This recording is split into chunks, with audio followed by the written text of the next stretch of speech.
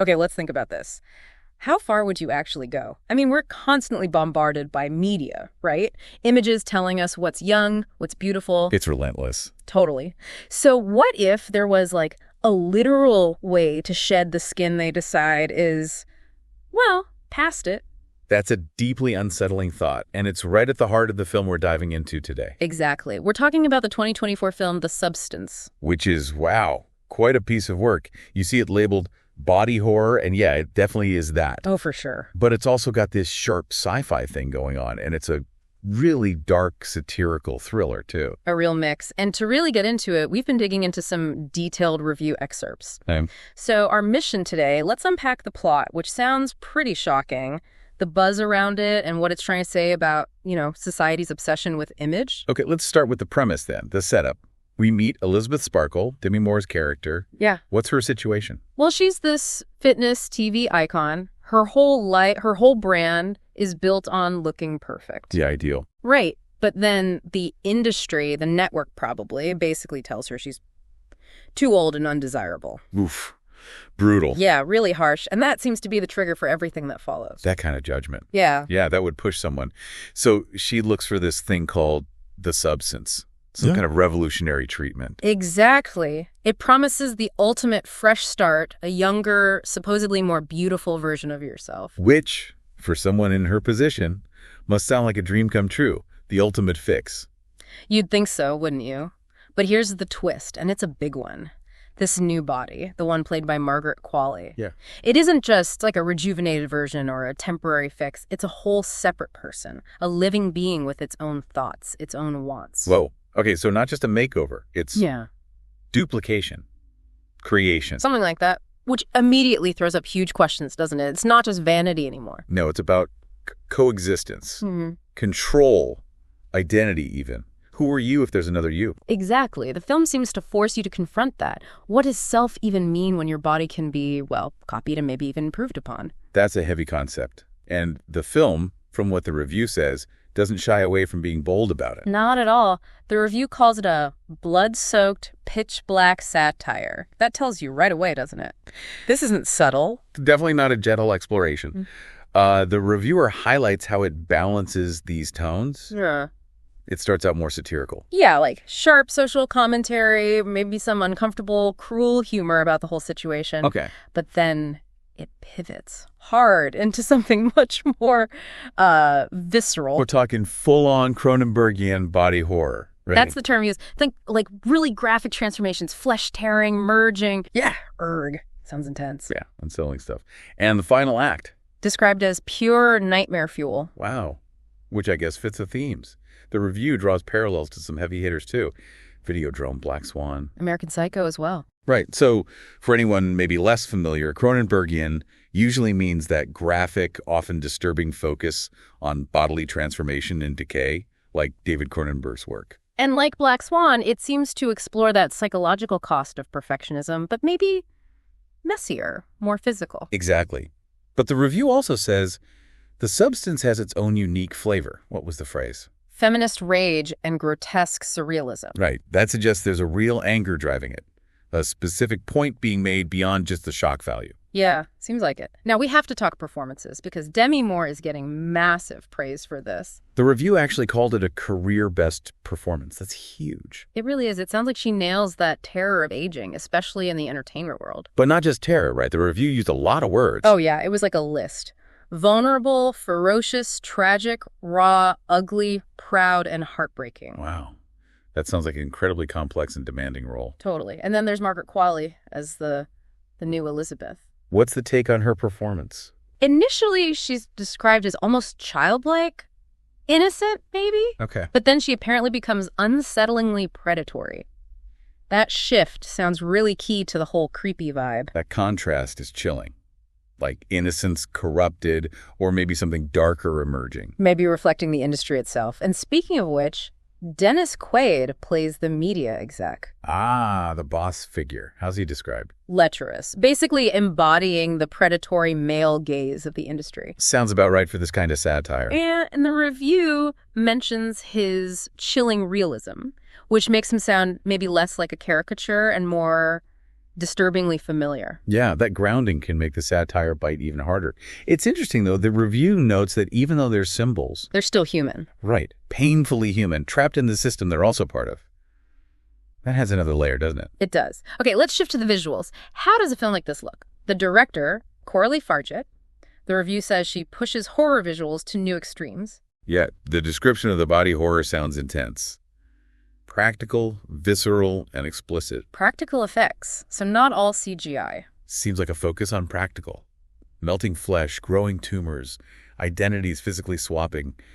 It paints a really vivid picture, probably quite unpleasant. Unpleasant is probably the point, right? It's not meant to be comfortable viewing. Definitely not. Yeah. And the use of color sounds really deliberate, too. Guess so. Well, the early scenes are apparently bright, clinical, artificial. Like a beauty ad, almost too perfect. Okay, I can picture that sterile look. But then, as things go wrong, it shifts. Becomes neon-soaked nightmare visions. Oh, wow. That contrast must be really effective. From clean and fake to messy and nightmarish. Exactly. It's a powerful visual metaphor. The reviewer used a great analogy.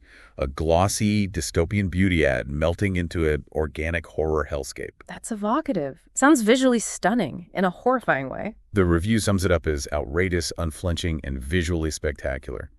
So yeah, big visuals. And what about sound, the score, the effects? They must play a huge role, too. Absolutely crucial for atmosphere and horror. The score is described as this eerie mix. Whoa. Like 80s synth nostalgia blended with dark industrial sounds. Oh, that's an interesting combination.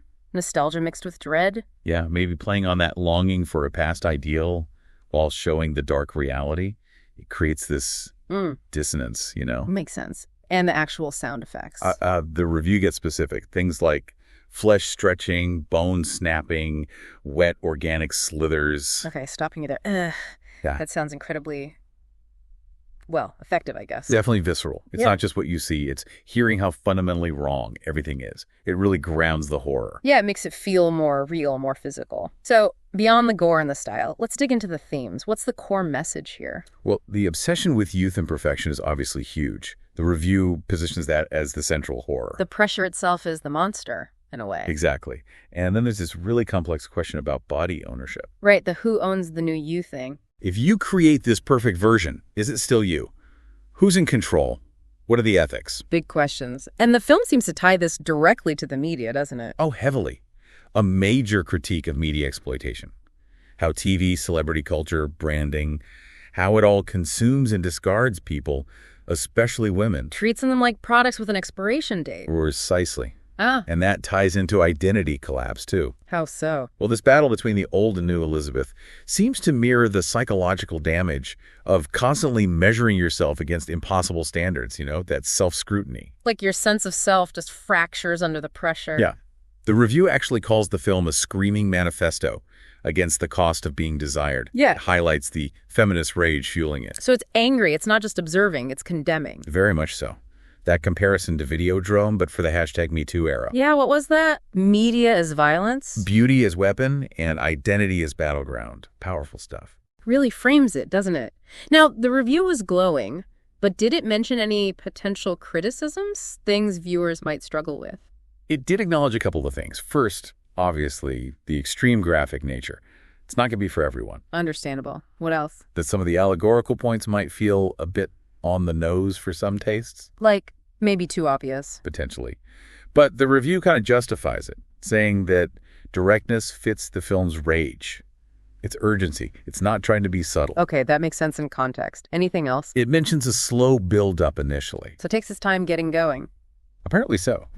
But it emphasizes that this pacing pays off massively in a brutal, unforgettable crescendo. So the patience is rewarded. Right. It doesn't sound like an easy watch, though. The review said it demands an emotional price. Yeah, no easy comfort here. But the point seems to be that it's horror with a purpose, not just shock for shock's sake. That's a key distinction. So to make it more concrete, did the review mention any specific standout moments? Memorable scenes? It did. It highlighted the first birth of the new Elizabeth, described it as disturbing, but also beautiful and tragic. That's quite a mix of feelings. Definitely. And there's apparently a scene at a TV awards show, a public meltdown that's grotesque, but also darkly funny. Ah, the satire coming through strong there. Seems like it. What else? Oh, a sequence where Elizabeth literally peels herself apart. Oh, wow. Metaphor made literal. Exactly. A visual for self-hate and media pressure.